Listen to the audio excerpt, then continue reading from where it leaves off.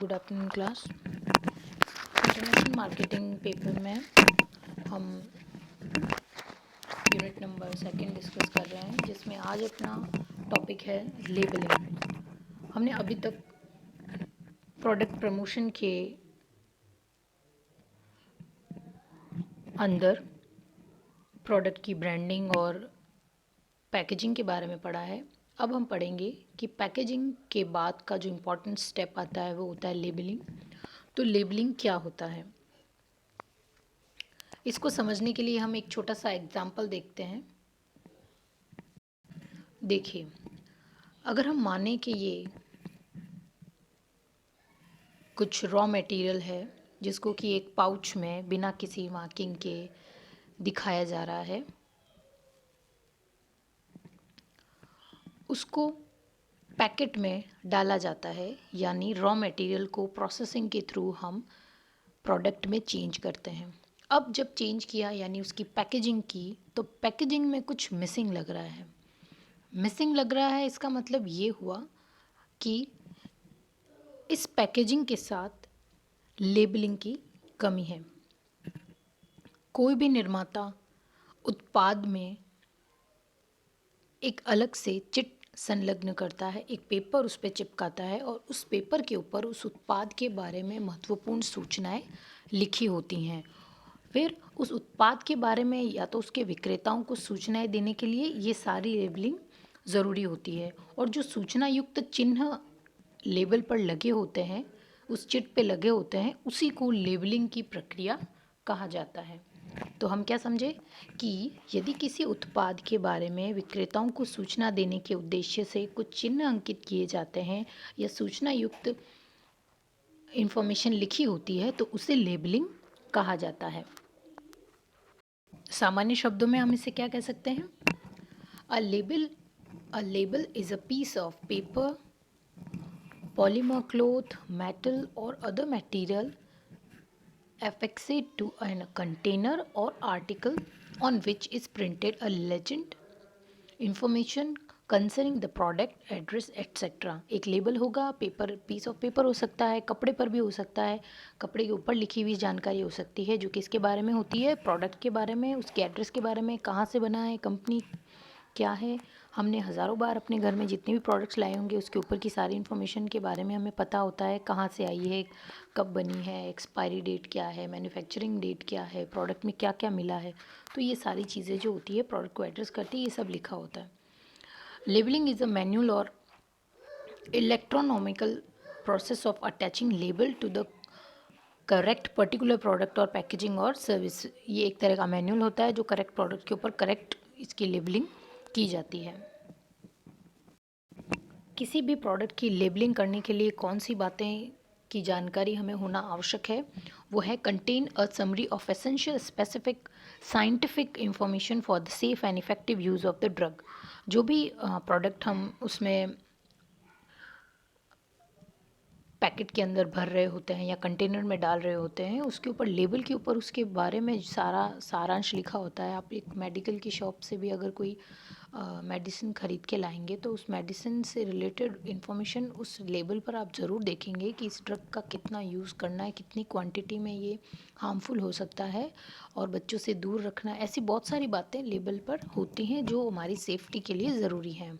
B informative and एश्योरेट accurate and neither promotional in turn और false और misleading, कि गलत इन्फॉर्मेशन उस लेबल पर लोगों को उस प्रोडक्ट को ख़रीदने के लिए, लालाहित करने के लिए हमको नहीं उकसाना चाहिए। इसका मैं आपको एक बहुत लेटेस्ट उदाहरण देती हूँ। पतंजलि ने आज से 6 महीने पहले कोरोना की दवाई अपने बिना किसी साइंटिफिक अथॉरिटी से चेक करवाए उन्होंने डिक्लेयर कर दी थी कि हमारे पास कोरोना को ख़त्म करने का मेडिसिन है। जैसे ये इन्फॉर्मेशन गवर्नमेंट को पता चलती है, गवर्नमेंट ने इसके प्रोडक्शन पर और उसके प्रमोशन पर रोक लगा दी और उसके लिए ऑथेंटिक साइंटिफिक रीज़न मांगे कि आप कैसे कह सकते हैं कि ये कोरोना की दवाई है। कोरोना की दवाई बनाने में कम से कम 1 या सवा साल का समय लगना चाहिए और आपने 6 महीने में कैसे एक दवा बना दी। आपके पास इसके लिए कुछ साइंटिफिक रीज़न नहीं है, तो आप इसको कोरोना यानी कि लोगों को बरगलाने के लिए या झूठ बताकर उसे कोरोना के नाम से नहीं बेच सकते हैं, इसलिए आपको इसे एक इम्यूनिटी बूस्टर नाम से ही बेचना होगा, यानी आप लोगों को मिसलीड नहीं कर सकते हैं। तो इस तरह से कोई भी जो प्रोडक्ट होता है उस पर जो लेबल पर लिखा होता है उससे लोग उस प्रोडक्ट के बारे में जानते हैं और समझते हैं। अगर हम उसकी लेबलिंग में कुछ ऐसा लिख देते हैं जो वास्तविक या वैज्ञानिक आधारों पर सही साबित नहीं हो पाया है अभी तक, तो वैसा नहीं लिखा जा सकता। Based on data derived from human experience, no implied calm or suggestions of drug use may be made if there is evidence of safety और lack of substantial evidence of effectiveness. जो भी लेबल पे information लिखी होती है वो या जो प्रोडक्ट बना हुआ होता है वो सारे ना मानव के ऊपर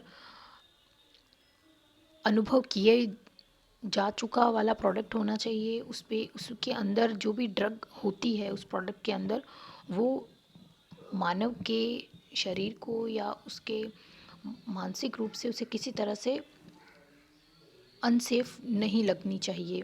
B updated be updated when new information become available that causes the labelling to become inaccurate, false और मिसलीडिंग।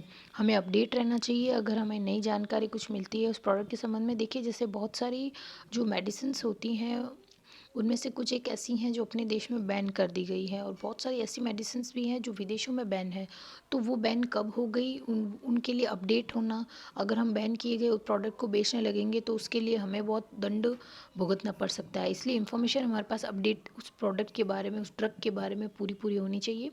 बहुत सारे खाने पीने के प्रोडक्ट्स में भी ड्रग अल्कोहल मिला हो सकता है, तो ऐसे में उसकी मात्रा कितनी होनी चाहिए। अगर वो ज़्यादा मात्रा में बिकता है या ज़्यादा क्वांटिटी में किसी ड्रग का इस्तेमाल किसी प्रोडक्ट को बनाने में किया जा रहा है जो कि शर्तों के मुताबिक नहीं है, तो उस प्रोडक्ट को भी रोका जाना चाहिए। अब हम जो इमेजिनरी प्रोडक्ट्स के बारे में डिस्कस कर रहे हैं कि प्रोडक्ट होता है उस पे लेबल लगा हुआ होता है, तो अब आप कुछ उदाहरण से कुछ पिक्चर्स देखिए जिसमें आपको अच्छे से पता चल जाएगा कि कुछ ऐसे लेबल्स हमने भी प्रोडक्ट्स पर देखे होंगे। जैसा आप ये एक देख सकते हैं, these labels are design to catch the eye और any personnel that comes with in range of your shipment. कि किसी प्रोडक्ट को इस्तेमाल कैसे करना है, उसके लिए क्या वार्निंग दी हुई होती है, ये सारी चीज़ें उस प्रोडक्ट के ऊपर लेबल के ऊपर डायग्रामेटिक रूप में दिया हुआ होता है। नेक्स्ट देखिए बार कोड लेबल, जो कि बहुत ज़्यादा इम्पॉर्टेंट होता है। ये बार कोड हमने बहुत सारे प्रोडक्ट्स के ऊपर लगा देखा होगा। तो लेबलिंग का ये पार्ट होता है जिसमें हमको डिस्क्राइब करना पड़ता है बार कोड के अंदर। अगर उस बार कोड को क्रैश करते हैं तो उससे ऑटोमेटिक उस प्रोडक्ट के बारे में इंफॉर्मेशन लोगों को इलेक्ट्रिक तरीके से मिल जाती है। जिन प्रोडक्ट्स को ऐसे यूज़ एंड थ्रो प्रोडक्ट्स जो होते हैं, जो मोल्ड हो सकते हैं, उनको भी ऐसे प्लास्टिक या ऐसे मटेरियल पे बनाया जाता है, उसके ऊपर भी एक परमानेंट लेबलिंग की जाती है जैसा आपको दिखाई दे रहा होगा। तो इस तरह के जो प्रोडक्ट्स होते हैं इनके ऊपर भी लेबलिंग पेपर या प्लास्टिक लेबल के तरीके से इन कंटेनर्स पर छापा जाता है, ताकि उस प्रोडक्ट को इस्तेमाल करने से पहले हम उस लेबल पर उस प्रोडक्ट के बारे में पूरी जानकारी ले सकें। अब शॉर्ट में हम अगर कहें तो लेबलिंग में क्या क्या होना ज़रूरी है, तो देखिए, द नेम ऑफ प्रिपरेशन, उसका जो बनाने का जो प्रोडक्ट बना है उसका नाम, स्ट्रेंथ एंड डोजेस, उसकी डोज कितनी लेनी है, उसमें क्या क्वालिटीज़ हैं, और इंस्ट्रक्शन, उसको यूज़ करने का क्या तरीका है। जैसे दवाइयों पर हमने देखा होगा प्रिकॉशंस एंड वार्निंग, उस प्रोडक्ट से रिलेटेड वार्निंग लिखी हुई होनी चाहिए। रजिस्ट्रेशन नंबर, कि आपने ये प्रोडक्ट कब रजिस्टर करवाया था, उसका बैच नंबर क्या है, मैन्युफैक्चर कब हुआ है, उसकी एक्सपायरी डेट क्या है, उसका मूल्य क्या है। ये सारी इन्फॉर्मेशन हमने मोस्टली लेबलिंग के या लेबल पर पाई होंगी, और इन सब का किसी भी प्रोडक्ट के ऊपर होना ज़रूरी है, चाहे वो नेशनल लेवल पर प्रोडक्ट बिक रहा हो या इंटरनेशनल लेवल पर।